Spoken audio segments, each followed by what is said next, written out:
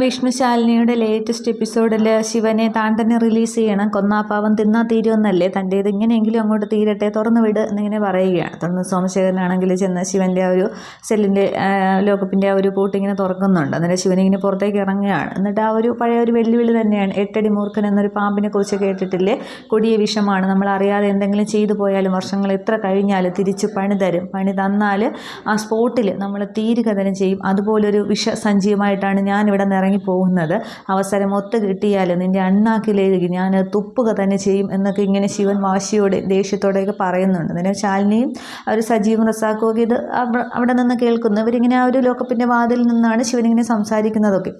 Police സ്റ്റേഷനിൽ നിന്നിട്ട് നീ പോലീസുകാരെ വരട്ടുന്നോടാന്ന് ചോദിക്കുകയാണ്.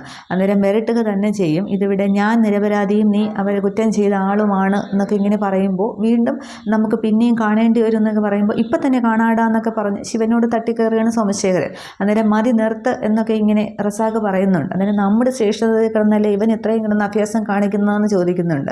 അന്നേരം പിന്നെ താൻ ഇത്രയും നേരം കാണിച്ചത് പുണ്യപ്രവൃത്തിയാണല്ലോ, മതി എന്നിങ്ങനെ പറയുകയാണ്. തുടർന്ന് ഫോർമാലിറ്റീസ് ഒന്നും ഇല്ലല്ലോ എന്നിങ്ങനെ ശാലിനി ചോദിക്കുന്നുണ്ട്. അന്നേരം പിന്നെ ശിവനാണെങ്കിൽ ഇങ്ങനെ പതിയെ നടക്കാനൊക്കെ പ്രയാസമുണ്ട്.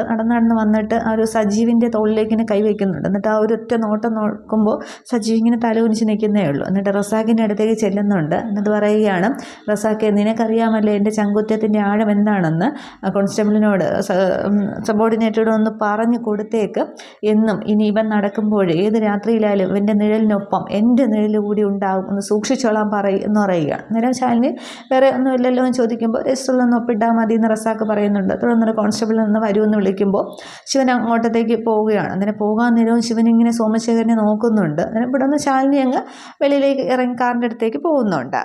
അതിനുശേഷം സ്റ്റേഷനിൽ നിന്ന് ഇറങ്ങുമ്പോൾ ശിവനെയാണെങ്കിൽ രാമേട്ടൻ പിടിച്ച് കാറിനടുത്തേക്ക് കൊണ്ടുപോയിട്ട് കാറിൻ്റെ ബാക്ക് സീറ്റിലേക്ക് അയറ്റുന്നുണ്ട്. ശാലിനി ഫ്രണ്ടിൽ കയറുന്നുണ്ട്. അവർ വണ്ടി എടുത്ത് പോവുകയാണ്. അങ്ങനെ പോകുന്നത് വരെയും സജീവ് ഇങ്ങനെ ഒരു പാവത്താനെ പോലെ അതെല്ലാം നോക്കി നിൽക്കുന്നുണ്ട്. അതിനുശേഷം കാണിക്കുന്നത് മാണിക്കോത്ത് മഹേന്ദ്രൻ്റെ വീട്ടിലാണ്. അവിടെ പ്രകാശനാണെങ്കിൽ ചന്ദ്രയെ ഫോൺ ചെയ്യുന്നുണ്ട്. അന്നേരം എനിക്ക് നിന്നെ ഒന്ന് കാണണമെന്ന് പറയുകയാണ്. അന്നേരം ഞാനിപ്പോൾ എൻ്റെ വീട്ടിൽ, എൻ്റെ സ്വന്തം വീട്ടിൽ അച്ഛൻ്റെ അടുത്ത്, നീ ഇങ്ങോട്ടത്തേക്ക് വാന്ന് പറയുകയാണ്. അന്നേരം എന്നെ അപമാനിച്ചിറക്കി വിട്ട വീടാണ്, അത് മുറിവ് മറക്കാനായിട്ട് എനിക്ക് സാധിക്കില്ല, അതുകൊണ്ട് ഞാൻ വരില്ല എന്ന് പറയുകയാണ്.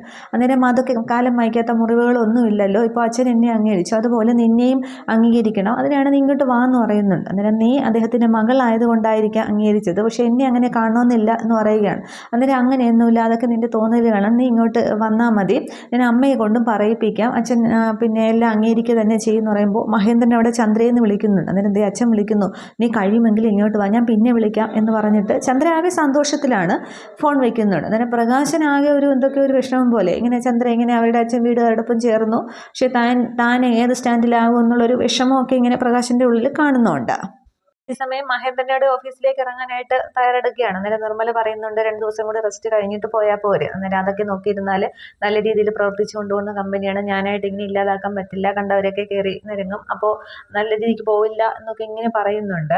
അന്നേരം പിന്നെ നിർമ്മല അവസാനം വഴങ്ങുന്നുണ്ട്, ആരോഗ്യസ്ഥിതി കൂടി ശ്രദ്ധിച്ചാൽ മതി എന്നൊക്കെ പറയുകയാണ്. തുടർന്ന് ചന്ദ്ര അങ്ങോട്ടത്തേക്ക് ചെല്ലുന്നുണ്ട്. തുടർന്ന് പറയുന്നുണ്ട്, നിന്നോട് മാത്രമായിട്ട് എനിക്കൊരു കാര്യം പറയാനുണ്ടെന്ന് പറയുമ്പോൾ നിർമ്മല ചോദിക്കുന്നുണ്ട്, അപ്പോൾ ഞാൻ എണീറ്റ് പോകണമെന്നൊക്കെ തമാശ രൂപയാണ്. അന്നേരം ഇല്ല, നീയും കൂടി കേൾക്കാൻ തന്നെയാണെന്ന് പറഞ്ഞിട്ട് മഹേന്ദ്രൻ തൻ്റെ മനസ്സിലുള്ള ഒരു അഭിപ്രായങ്ങൾ അവിടെ ചന്ദ്രയോട് പറയുന്നുണ്ട്. നീ കണ്ടെത്തിയ പ്രകാശനെ എനിക്ക് ഒരിക്കലും അങ്ങോട്ട് ഉൾക്കൊള്ളാനായിട്ട് സാധിക്കുന്നില്ല, അവൻ എവിടെ നിൽക്കുന്നു, നീ എവിടെ നിൽക്കുന്നു, എനിക്ക് മരുമകൻ എന്ന് പറഞ്ഞ് അവനെ ആരുടെയെങ്കിലും മുന്നിൽ പരിചയപ്പെടുത്താനായിട്ട് സാധിക്കുമോ, അതൊന്നും പറ്റില്ല, അതുകൊണ്ട് നീ അവനെ അങ്ങ് മറക്കണം എന്ന് പറയുകയാണ്. അന്നേരം ചന്ദ്രയ്ക്ക് ആകപ്പാടെ വിഷമമൊക്കെ വരുന്നുണ്ട്. ചന്ദ്ര പറയുകയാണ്, അച്ഛൻ ഞങ്ങളുടെ വിവാഹം കഴിഞ്ഞാണെന്ന് പറയുമ്പോൾ എന്ത് വിവാഹം, അത് നിയമപരമായി അങ്ങനെയൊന്നും അല്ലല്ലോ, അതൊരു ഒപ്പിടലല്ലേ, അതൊക്കെ അങ്ങോട്ട് കുറച്ച് കാലം കാണാതിരിക്കുമ്പോൾ അതൊക്കെ അങ്ങോട്ട് മറക്കും, നിന്നെ ഞാൻ ഹയർ സ്റ്റഡീസിന് വിടാം, എത്ര വേണമെങ്കിലും നിനക്ക് പഠിക്കാം, പിന്നീട് പതിയെ നമുക്ക് വേറൊരു കല്യാണത്തെക്കുറിച്ച് ആലോചിക്കുകയൊക്കെ ചെയ്യാം എന്ന് പറയുകയാണ്. അങ്ങനെ ചന്ദ്രൻ അങ്ങ് കരയുന്നുണ്ട്. എന്നിട്ട് മഹേന്ദ്രൻ എണീച്ച് സ്നേഹത്തോടെ സംസാരിക്കുകയാണ്, നിന്നിൽ എനിക്ക് ഒരുപാട് പ്രതീക്ഷയുണ്ടാകുന്നു, പെട്ടെന്ന് അങ്ങനെ മറക്കാനും സാധിക്കില്ല, നീ ആലോചിച്ചൊരു തീരുമാനം എടുക്ക് എന്നൊക്കെ ഇങ്ങനെ തോളിത്തട്ടി പറഞ്ഞിട്ട് മഹേന്ദ്രൻ അങ്ങ് പോകുന്നുണ്ട്. അങ്ങനെ ചന്ദ്ര ഇങ്ങനെ ആകെ കരഞ്ഞ് നിർമ്മലയെ നോക്കുന്നുണ്ട്. പക്ഷെ എന്ത് ചെയ്യണമെന്നറിയാതെ നിർമ്മല ഇങ്ങനെ നിൽക്കുകയാണ്. സമയം ശാലിനിയാണെങ്കിൽ ശിവനെയും കൊണ്ട് ആ ഒരു വേലായുധൻ്റെ വാടക വീട്ടിലേക്ക് എത്തുന്നുണ്ട്. പക്ഷേ അവിടെ സ്റ്റേഷനിൽ നിന്ന് കയറിയപ്പോൾ ശാലിനി ഫ്രണ്ട് സീറ്റിലും ശിവൻ ബാക്ക് സീറ്റിലുമായിരുന്നു. പക്ഷേ ഇവിടെ വന്ന് ഇറങ്ങുമ്പോൾ ശിവൻ ഫ്രണ്ട് സീറ്റിൽ നിന്ന് രാമേട്ടൻ പിടിച്ചിറക്കുകയാണ്. ശാലിനി ബാക്കിൽ നിന്ന് ഇറങ്ങുന്നുണ്ട്. അന്നേരം നടക്കാൻ ബുദ്ധിമുട്ടുണ്ടോ എന്നിങ്ങനെ കാവി പിടിച്ച് നിൽക്കുമ്പോൾ ശാലിനി ശിവനോട് ചോദിക്കുന്നുണ്ട്. അന്നേരം ചെറിയൊരു ഒഴിച്ചിലുണ്ട്. സോമശേഖരൻ അറിഞ്ഞു തന്നതല്ലേ അവനെ മറക്കാതിരിക്കാനായിട്ട്, അതങ്ങ് പൊയ്ക്കോളൂ എന്ന് പറഞ്ഞിട്ട് ശിവൻ പതിയെ നടന്ന് അകത്തേക്ക് കയറുകയാണ്. അന്നേരം ഉമ്മറത്തേക്ക് കയറുമ്പോൾ ചന്ദ്ര വരുന്നുണ്ട്. എന്നിട്ട് ശിവേട്ടൻ എന്താ സുഖമില്ലെന്ന് ചോദിക്കുമ്പോൾ ഒന്നും കുഴപ്പമൊന്നുമില്ല എന്ന് പറഞ്ഞിട്ട് ശിവൻ അങ്ങോട്ടത്തേക്ക് ഇരിക്കുന്നുണ്ട്. തുടർന്നാണെങ്കിൽ അങ്ങ് ഹോസ്പിറ്റലിൽ പോകണോ എന്നൊക്കെ ഇങ്ങനെ ശാലിനി അവിടേക്ക് ഇരുന്നിട്ട് ചോദിക്കുകയാണ്. അന്നേരം അങ്ങനെ പോകേണ്ട ആവശ്യമൊന്നുമില്ല, ഇതൊരു ആട്ടിൻതല സൂപ്പുണ്ടായി കഴിച്ചാൽ മതി, അല്ലെങ്കിൽ പച്ചമുട്ട വാട്ടി 3 ദിവസം തുടർച്ചയായിട്ട് കഴിച്ചാൽ മതി, അങ്ങനെ അങ്ങ് മാറിക്കോളും എന്നിങ്ങനെ പറയുകയാണ്. അന്നേരം പിന്നെ എന്തായാലും സോമശേഖരൻ എനിക്ക് അറിഞ്ഞ് നൽകിയതല്ലേ, അവൻ തിരിച്ചിട്ട് ഞാൻ കൊടുക്കുന്നുണ്ട് എന്നൊക്കെ ഇങ്ങനെ പറയുമ്പോൾ വീണ്ടും ശാലിനി പറയുന്നുണ്ട്, അങ്ങനെ പ്രതികാരം തീർക്കാനും ഒന്നിനും പോകണ്ട, ആദ്യം ശരീരം ഒന്ന് സുഖമാവട്ടെ എന്നിങ്ങനെ പറയുന്നുണ്ട്. അന്നേരം കിട്ടിയത് വാങ്ങിച്ചിട്ട് പിന്നീട് കൊടുക്കാന്നുള്ള രീതിയല്ല ഈ ശിവനുള്ളത്. 1 വെച്ചാൽ 2, 2 വെച്ചാൽ 4, അങ്ങനെയാണ് ഈ ശിവൻ്റെ ശീലം. ആയുസിൻ്റെ ബലം കൊണ്ടും തണ്ടലിൻ്റെ ആയുസിൻ്റെ നീട്ടൽ കൊണ്ടും തണ്ടലിൻ്റെ ബലം കൊണ്ടും എന്തായാലും അങ്ങനെ ഒരു ഗുണം, കിട്ടിയതൊന്നും വാങ്ങിച്ചിട്ട് മൂലയ്ക്കിരിക്കുന്ന സ്വഭാവം എനിക്കില്ല, അതാണ് ശിവൻ എന്നൊക്കെ പറഞ്ഞ് കുറേ ഡയലോഗൊക്കെ അടിക്കുന്നുണ്ട്. അന്നേരമാണെങ്കിൽ വീണ്ടും ശിവേട്ടൻ എന്താ വയ്യെന്നൊക്കെ ഈ ചന്ദ്രയല്ല റാണി ചോദിക്കുന്നുണ്ട്. അന്നേരമാണെങ്കിൽ ഒന്നുമില്ല എന്നിങ്ങനെ ശിവൻ പറയുന്നുണ്ട്. പക്ഷേ രാമേട്ടൻ പറയുന്നുണ്ട്, ഒന്നും ഇല്ലാതില്ല, സോമശേഖരനാണെങ്കിൽ കിട്ടിയ തർക്കത്തിന് നല്ല രീതിക്ക് അങ്ങ് ചാർത്തി അടിച്ച് നല്ല രീതിക്ക് കൊണ്ടു. അല്ലെങ്കിലും പോലീസുകാരങ്ങനെയാണല്ലോ, ആയുസ് തീരുന്നവരെ തല്ലിച്ചതയ്ക്കും, അവസാനം തീർന്നാലോ കെട്ടിത്തൂക്കും, സ്വയം ചത്തതാണെന്ന് അങ്ങോട്ട് പറയുകയും ചെയ്യും, കെട്ടി തൂങ്ങിയതാണെന്ന് പറയുകയും ചെയ്യും എന്നൊക്കെ പറയുമ്പോഴാണ് ശിവൻ ആയുസിൻ്റെ കണക്കൊക്കെ പറയുന്നത്.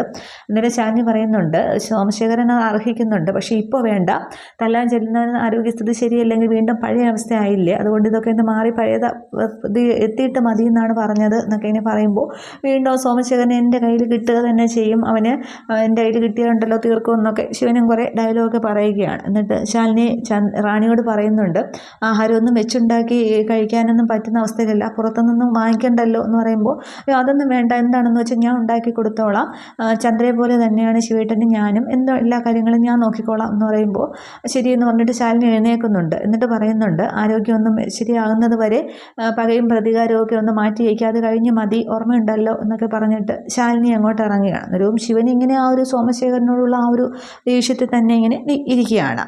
ഇതേ സമയം അവിടെ ഹോസ്പിറ്റലിൽ ആ ഒരു ദീപുവിൻ്റെ അച്ഛൻ സുധാകരനാണെങ്കിൽ ഡിസ്ചാർജ് ആവുന്നുണ്ട്. കാളൻകുമാരൻ ഇങ്ങനെ ആ റൂമിലിരിക്കുകയാണ്. അന്നേരം ഡിസ്ചാർജ് അല്ലെങ്കിൽ എത്രയും പെട്ടെന്ന് വീട്ടിലേക്ക് പോകാമെന്ന് പറഞ്ഞ് സുധാകരൻ ബഹളം കൂട്ടുകയാണ്. അന്നേരം ഡിസ്ചാർജ് ആയില്ലുള്ളൂ, പോവാ, ശോഭനെ ഒന്ന് വന്നോട്ടെ എന്ന് പറയുകയാണ്. അന്നേരം ഇവളത് എവിടെ പോയിരിക്കുക എന്ന് ചോദിക്കുന്നുണ്ട്. അന്നേരം പണി കഴിഞ്ഞ് വന്നിട്ടല്ലേ കാര്യങ്ങൾ നടക്കുക, അവൾ ഓടുന്നത് മൊത്തം നിങ്ങൾക്ക് വേണ്ടിയല്ലേ എന്നൊക്കെ ഇങ്ങനെ പറഞ്ഞ് ഇരിക്കുകയാണ്. ആ ഒരു എല്ലാവരും കളക്ടർമാരൊക്കെ ഇടപെട്ടതെല്ലാം നല്ല രീതിക്ക് നടന്നില്ലേ എന്നൊക്കെ പറയുമ്പോൾ അതൊന്നും ഞാൻ ഒരിക്കലും മറക്കില്ല, എപ്പോഴും നന്ദിയുള്ളവനായിരിക്കും എന്നൊക്കെ ഇങ്ങനെ സംസാരിച്ചുകൊണ്ടിരിക്കുമ്പോൾ ഈ ദീപുവിൻ്റെ അമ്മയും കൂടി അച്ഛാന്ന് പറഞ്ഞ് കുട്ടിയൊക്കെ ഓടിക്കൊണ്ട് വരികയാണ്. എന്നിട്ട് ഡിസ്ചാർജ് ആയി എന്നിങ്ങനെ കുമാരൻ പറയുന്നുണ്ട്.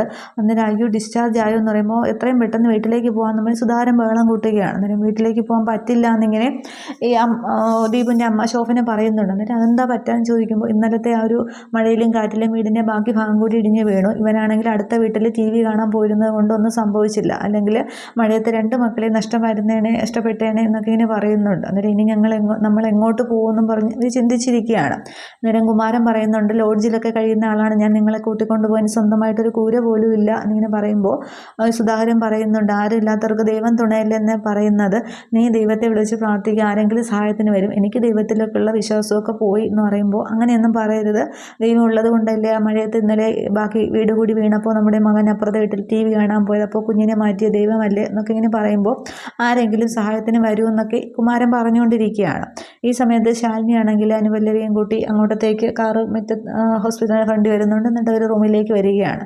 അന്നേരം ഈ ശോഭനയാണെങ്കിൽ മാഡം വന്നു നമ്മൾ കസേരയൊക്കെ എടുത്തുകൊണ്ട് ഇട്ട് കൊടുക്കുന്നുണ്ട്. ശാലിനി അങ്ങോട്ടത്തേക്ക് ഇരിക്കുകയാണ്. അനുപല്ലവിയുടെ കയ്യിൽ നിന്നൊരു മുട്ടായിയൊക്കെ വാങ്ങിച്ചിട്ട് ദീപുവിൻ്റെ കയ്യിലേക്ക് കൊടുക്കുമ്പോൾ താങ്ക്സ് ഒക്കെ പറയുകയാണ്. തുടർന്ന് ഡിസ്ചാർജ് ആയി എന്ന് പറയുമ്പോൾ പറയുന്നുണ്ട്, അപ്പോൾ പിന്നെ ഇനി വീട്ടിലേക്ക് പോകാമല്ലോ എന്നൊക്കെ ഇങ്ങനെ പറയുകയാണ്.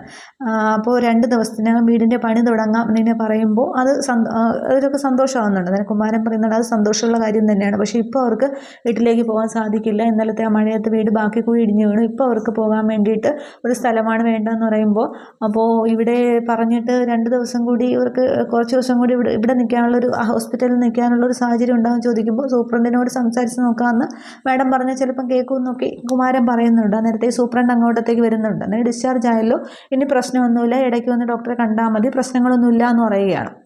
അന്നേരം ശാലിനി ചോദിക്കുന്നുണ്ട് ഇവർക്ക് ഇപ്പോൾ പോകാനായിട്ടൊരു സ്ഥലമില്ല, വീടിങ്ങനെ നശിച്ചു പോയി, അപ്പോൾ കുറച്ച് ദിവസം കൂടി ഇവിടെ കഴിയാനുള്ളൊരു സാഹചര്യം ഉണ്ടാക്കുമെന്ന് ചോദിക്കുകയാണ്. പക്ഷേ സൂപ്രണ്ട് ആ നേരത്തെയുള്ള ഒരു പക ഇങ്ങനെ മനസ്സിൽ വെച്ച് സംസാരിക്കുന്നുണ്ട്. ആ ഒരു നേരത്തെ ഇങ്ങനെ ഒരു സീനൊക്കെ ഉണ്ടാക്കിയില്ലേ ശാലിനി, അതോടൊന്ന് പറയുന്നുണ്ട് ശാലിനിമ്മയുടെ ഇടപെട്ടതിന് ഹോസ്പിറ്റൽ കാര്യത്തിൽ ഇടപെട്ടതിന് ശേഷം ഞാൻ അല്പം കൃത്യനിഷ്ഠക്കാരനായി. മുൻപ് ആളുകളോട് കുറച്ച് വിട്ടുവീഴ്ചയും മനോഭാവമൊക്കെ ഉണ്ടായിരുന്നു. പക്ഷേ ഇപ്പോൾ ഞാൻ ആരോടും ഒന്നും അങ്ങനെയൊന്നും സഹായങ്ങളൊന്നും ചെയ്യാറില്ല. ഇതിപ്പോൾ ഡിസ്ചാർജായ പേഷ്യൻറ്റിനെ എങ്ങനെയാണ് ഹോസ്പിറ്റലിൽ നിർത്തുക, അത് മാഡത്തിനോട് ഞാൻ ചെയ്യുന്ന നീതികേടല്ലേ, അതുകൊണ്ടാണ് കേട്ടോ, അല്ലെങ്കിൽ നോക്കാമായിരുന്നു എന്നൊക്കെ ഇങ്ങനെ പറയുമ്പോൾ ഇയാൾ പരിഹസിച്ചാണ് സംസാരിക്കുന്നത്.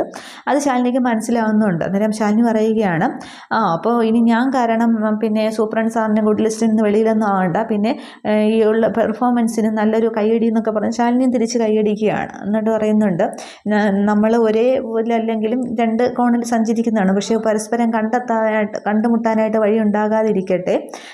മുമ്പത്തെ സാഹചര്യങ്ങളൊക്കെ ഓർമ്മയുണ്ടല്ലോ, അപ്പോൾ വഴി മാറി നടക്കാനായിട്ട് ശ്രമിക്കുക. ഇനി ഒന്നിനും വേറൊരു ഇതിലും എൻ്റെ മുന്നിലേക്ക് വന്നു പെടാനായിട്ട് ശ്രമിക്കുക, അതൊരു ഓർമ്മ ഉണ്ടാകട്ടെ എന്നും ഇങ്ങനെ ശാലിനി പറയുന്നുണ്ട്. ഇനി എന്തെങ്കിലും വന്നാൽ നേരത്തെ അവിടുത്തെ വിട്ടുവീഴ്ച ഉണ്ടായില്ല എന്നാണ് ശാലിനി ഇങ്ങനെ പറയുന്നത്. അങ്ങനെ പറയുമ്പോൾ സൂപ്രണ്ടിനെ മനസ്സിലാവുന്നുണ്ട്, എങ്ങനെ മിണ്ടാതെ നിൽക്കുകയാണ്. ഇത്രയുമാണ് ഈ ഒരു എപ്പിസോഡിൽ കാണിക്കുന്നത്. അപ്പോൾ അടുത്ത എപ്പിസോഡിൽ ശാലിനി ഇനി ഇവരെ എങ്ങോട്ട് കൂട്ടിക്കൊണ്ട് പോകും എന്നുള്ളതാണ്. അതൊക്കെ ഇനി നമുക്ക് വരുന്ന എപ്പിസോഡുകളിൽ കാണാം. ഇനി യേശുവിൻ്റെ വീട്ടിലേക്കോ ഒരു വാടക വീട്ടിലേക്കോ ഇനി എങ്ങോട്ടാണ് കൊണ്ടുപോകുന്നത് എന്നുള്ളതൊക്കെ നമുക്ക് നോക്കാം. Okay, thank you.